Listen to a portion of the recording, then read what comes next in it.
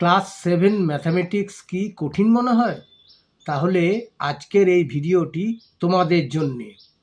এই ভিডিওতে আমি কতগুলো গুরুত্বপূর্ণ চ্যাপ্টার, ফর্মুলা, ট্রিক্স এবং এক্সাম ওরিয়েন্টেড কোশ্চেন্স একদম সহজ ভাষায় বুঝিয়ে দিয়েছি।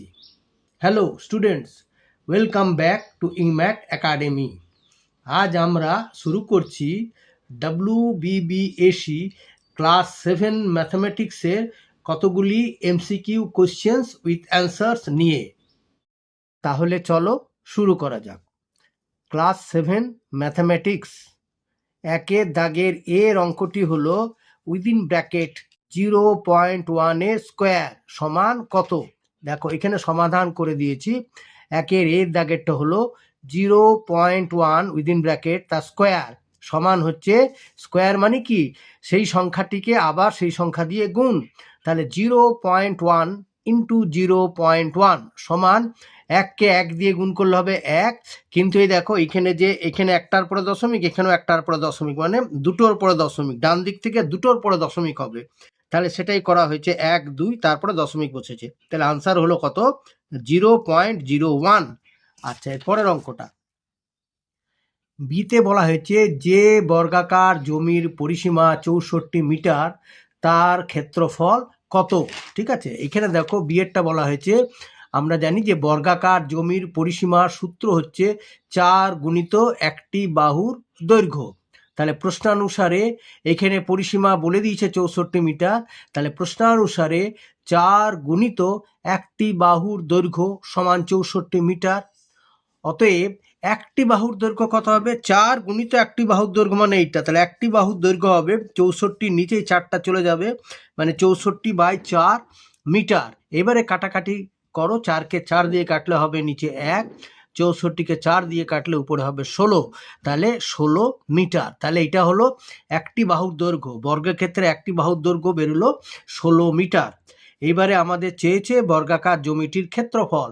তাহলে বর্গাকার জমিটির ক্ষেত্রফল সমান, তার সূত্র হচ্ছে বাহু গুণিত বাহু সমান 16 গুণিত 16 উইদিন ব্র্যাকেট তার বাইরে মিটার, তার মানে 16কে 16 দিয়ে গুণ করলে হবে 256 বর্গ মিটার। আচ্ছা, এরপরের অঙ্কটি হলো সি এর অঙ্কটি, A by B plus C সমান A by B plus A by C, ঠিক না ভুল? দেখো এখানে উত্তরটি দেওয়া হয়েছে, এটি উত্তরটি হচ্ছে, সি এর উত্তরটি হচ্ছে ভুল, ঠিক আছে।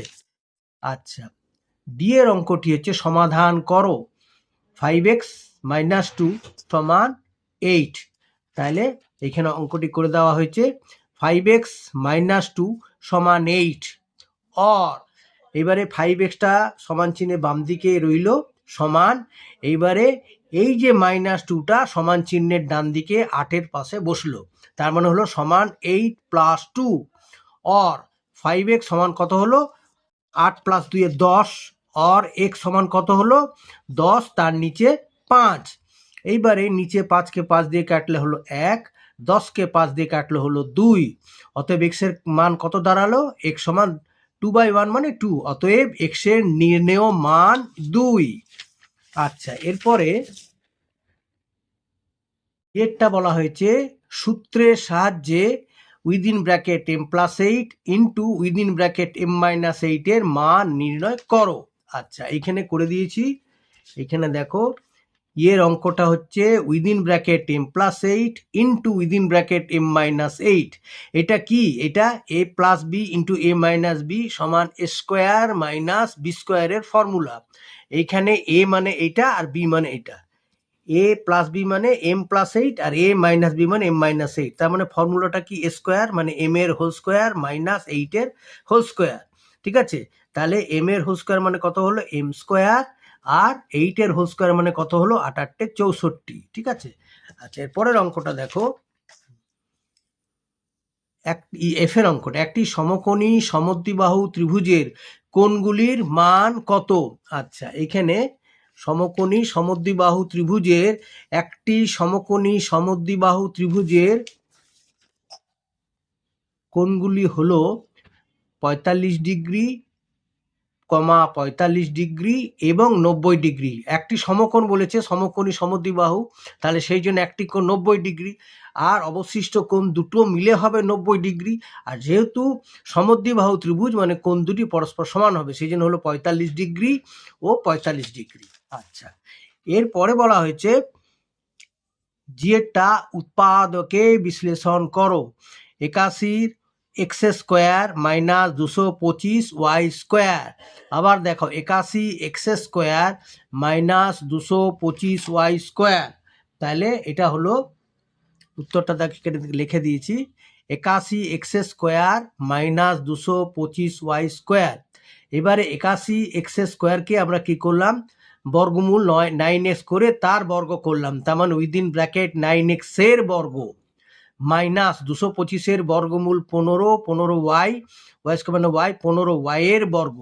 তাহলে আবার দেখো 9x এর বর্গ মানে হচ্ছে 9 9 81 এক্স স্কোয়ার, সেটাকে 9x এর বর্গ করলাম মাইনাস 225 ওয়াই স্কোয়ার মানে 15 ওয়াই ইন্টু 15 ওয়াই মানে 225 ওয়াই স্কোয়ার, সেই জন্য মাইনাস 15 ওয়াই এর হোল স্কোয়ার করলাম। তাহলে দেখো এটা এবারে কিসের সূত্রে পড়লো, A square minus B square, whereas 9x মানে a আর 15y মানে b। তাহলে এই সূত্রটা আমরা জানি, a plus b into a minus b. তাহলে উত্তর কত হলো, 9x plus 15y into 9x minus 15y। আচ্ছা, এইচের অঙ্কটি হলো x মাইনাস 3 এর হোল স্কোয়ার সমান এক্স স্কোয়ার প্লাস কে এক্স প্লাস 9 হলে কে এর মান কত। আচ্ছা, এবারে এখানে দেখো অঙ্কটা করে দিয়েছি, এক্স মাইনাস 3 এর হোল স্কোয়ার সমান এক্স স্কোয়ার প্লাস কে এক্স প্লাস 9, और এবারে এক্স মাইনাস 3 এর হোল স্কোয়ার এটাকে এ মাইনাস বি এর হোল স্কোয়ার ফর্মুলা ফেললাম। এ মাইনাস বি এর হোল স্কোয়ার ফর্মুলা কি না, A square minus 2ab plus B square.